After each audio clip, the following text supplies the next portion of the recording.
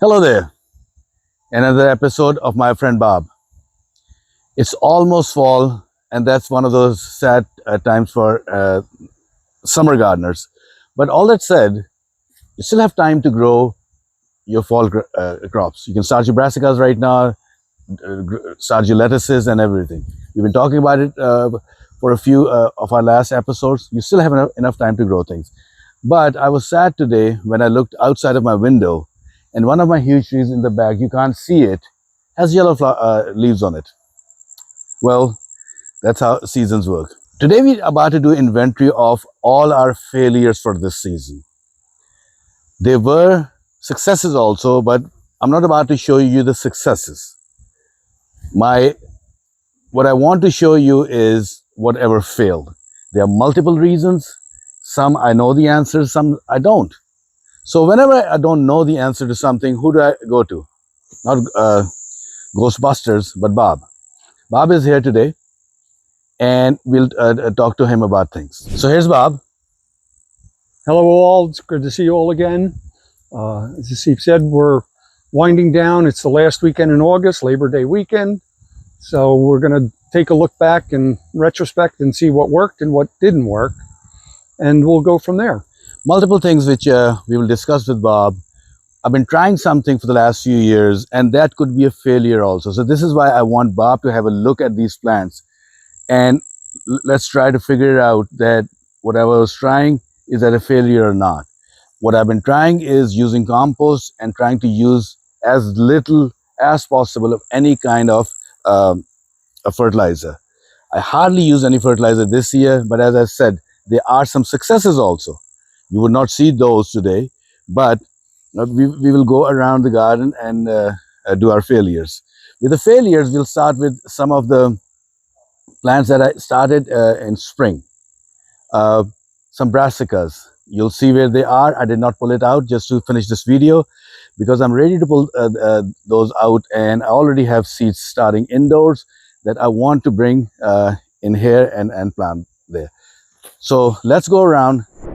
So look at this is what I started in spring, and I'm not too happy with it.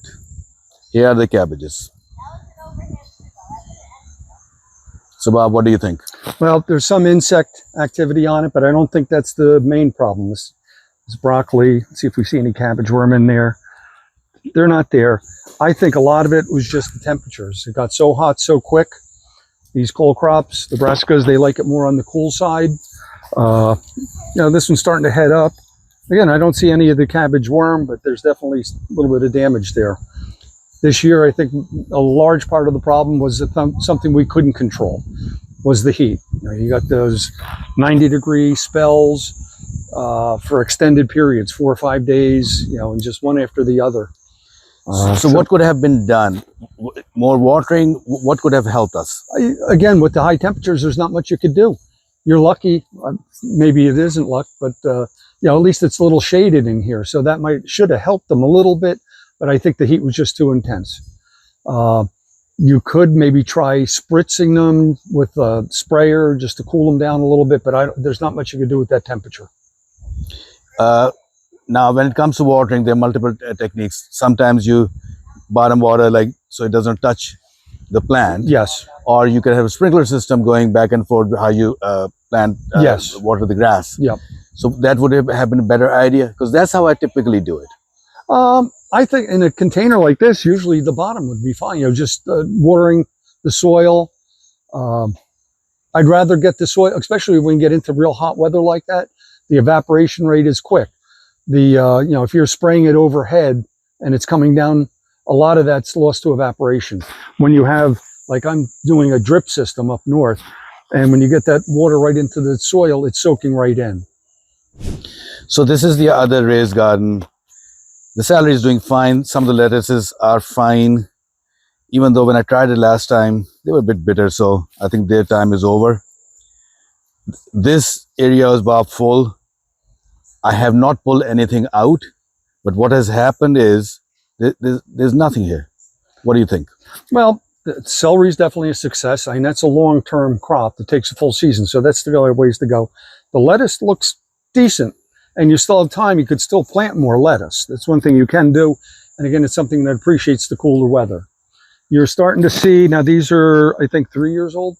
Yeah. So you're starting to see a little bit of settling in here. So you're going to have to come through, address that, at least in the spring or over the winter, refill these a little bit more. I would try maybe get a little bit more compost, like a mushroom compost in there. The soil's not bad. But again, you see that settling. You used wood, quite a bit. Rodents could do that, but I don't think it's rodents. Over here, maybe that's chipmunk. But again, I think it's that wood that's used to break down. And the wood's an excellent thing to use in an application like that. You should go and see our video when we did it last year, when we filled this. And then we again refilled it in another video start of this spring. So this much settling has happened. And my thought also is that surely a critter could be destroying things, but there's a bigger chance that with the hegoculture method, the branches we put over here, they're settling down. Right. And you used some good sized wood, or was it mainly branches? Both. Okay. Yeah, so that smaller stuff definitely is breaking down. And refill it, like I say, I would use maybe an organic, maybe use a little bit more fertilizer, get like a garden tone, an organic, something more organic for the garden, incorporate that in, biotone maybe, something like that to work that in. So Bob, I'm ready to, and as I said earlier over here also, I've kept these because I wanted to finish this video so I can show you our failures. Because over here, we always try to do the right thing, that to be honest about whatever we're doing. It's a learning process. And it's a learning process for all of us. I am about to add more plants over here. What's the advice now? Top it up or just do fertilizer and go how it is? Maybe lightly fertilize and do your main. I would go through and just take a trowel and see how bad that settling is. Actually, wherever you're putting your hand, it's going in pretty easily. Yeah, yeah. So if you're planting, don't go to the sides. Maybe if you don't want to add any more compost or anything now, go in the center. At least that's a little bit more stable. You won't get like this one, where this is, the roots are half exposed from that soil settling. So this is what was our spring garden. And my hope was that even going through summer, I should be fine because of, look at all these trees, the shade will save it, but somehow it did not. So now we're standing in front of one of my other raised gardens, eggplants that you can see. Bob, this started very well. Surely I see right now that there are some flowers, but then they just died down. No, mine at the farm did the same thing. The flowers are there, but there's very little fruit. And I had good fruit on there early in the season, whether some critters getting it, but I don't see any, you should see new coming on there. And it's just light. The plants could look better. Again, maybe a little shot of food. We went through a lot of this dry, wet, dry, and then the hot temperatures in between. Everything suffered a little bit. The pepper's the same way. I mean, that should be loaded. There's some flowers starting to push fruit, but we're at first week of September almost, and there should be a lot more than that on there. The bell pepper plant is doing well. Surely I see some flowers on top, Again, but I didn't get any. No, you should have been picking a month ago. August 1st, you should have had plenty of peppers on there. So again, I don't think it's a fertility problem because you have some fruit, you're getting pollination. Again, I think it's more weather-related issue. Now, Bob, just if you look at the leaves of our eggplant, Yep. they're not too good. Well, there's a little insect, a little white fly on there, but while it stresses the plant a little bit, you still should see some fruit on there. And I don't know the good answer. Again, maybe use a good organic fertilizer lightly, at least incorporate it into the beds over the winter for next season. Now as gardeners, we look to the next season and learn from our mistakes. Now this was another failure. My tomatoes, Bob, failed, and I've planted them in multiple places. The only couple of places that they have been successful have been a couple of pots. We will show you our tomatoes in my backyard where I used to get tomatoes in not in pounds, even whatever the heavier one after pounds is. Mhm. Not tons, but surely a lot of pounds. Yeah, right. That I needed wheelbarrow to bring the tomatoes into the house. Nothing. What happened with the tomatoes, Bob? Again, I think a lot of it is just the stress. That's probably the biggest disappointment this year is the tomatoes. Mine at the farm, well, the deer got a lot of them, and that's really frustrating. But there should have been so many planted that I see something. I don't know if chipmunks or something were getting some of the cherries, because the cherry tomatoes should have been bearing our heads off, but they definitely poor. You're starting to get some tomatoes here. Again, I think it's just the poor year. Everybody I talk to has had problems, and they're little tomatoes. One problem was, again, the heat. You get over 90 degrees, you're not getting good pollination, you're not getting good bees movement. So that's part of the problem. But the last couple of weeks haven't been that bad. And, we're not even seeing a lot of flowers, which is the frustrating thing. So again, incorporate a little bit more fertilizer in there. I started some flowers from seeds. They didn't do very well. Behind you, yes, the peppers are doing very well behind you. Much better. I started sunflowers. They did not germinate. I started a lot of marigold. Yeah, you got one coming. Just one. Yeah, it's frustrating. So what went wrong there? Probably the sunflower seeds were too old. Could be, and squirrels or chipmunks might have been taking the seeds. That's the one big problem I have with sunflowers. Because with my marigold, I know the seeds were good because they were seeds from my marigold from last year. Okay. Even behind you, there are marigolds, but there are no flowers on them. Again, it's so late. I think the heat had a lot to do with it. I'd give them a shot. The marigolds, you may want to use like a quicker acting, maybe a Miracle Grow, something like that, a water soluble fertilizer.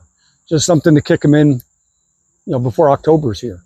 So this was my 4x4 garden where I planted the hottest peppers I planted in my garden. So what do I have over here? Carolina Reaper, Scotch Bonnet, and Ghost Pepper. Plants are doing well, Bob. I do see some fruit on Scotch Bonnet. I see some flowers. On Ghost Pepper. What's going on here? Yeah, maybe just a little too shaded in here. That might be part of the problem. And again, I think you need a good shot of fertilizer. And again, I think that heat had a problem with the pollination. Do I still have time, or this is over? Oh, you still have time. No, you have a good month left. So Bob, is there still any hope? There's plenty of hope. You've got a month left of good growing weather. What you may want to try to do is get a little food in here, a little fertilizer. I would, one of the other problems other than the heat this year was the heavy rains. So your heavy rains could wash that out. The other thing is you use a lot of compost. The bacteria that feed on those compost can use up some of that nitrogen and stuff like that. So you may want to replace some of that fertilizer.